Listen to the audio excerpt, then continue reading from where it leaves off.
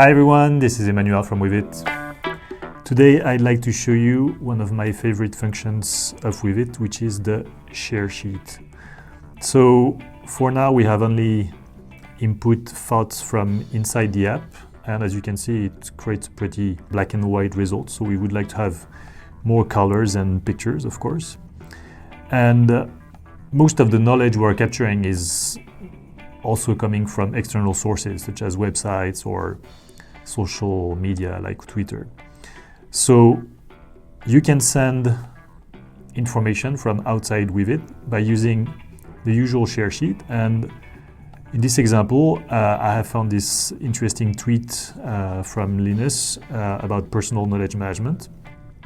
And if I want to keep it and store it in my Weavit, I just use the share button here, share via, and choose the Weavit app as the share destination.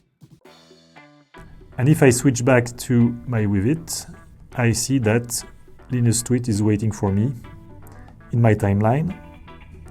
So as we can see, Weavit has detected two interesting keywords. So the first one is personal knowledge management, and it's suggesting to, for example, link it to my personal knowledge management thread here, which I will do, and also to human resources, but I don't think that's that relevant in that context.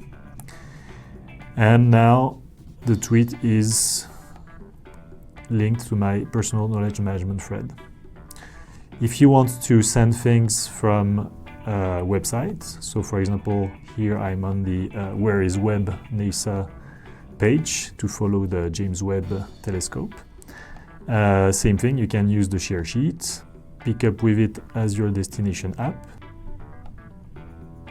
So because I already saved that web link, I have a message saying you already saved that web link. I can dismiss and see the Where is Web topic in my timeline. So that's it for the share sheet. I hope you enjoy using Weavit and see you at the next tutorial.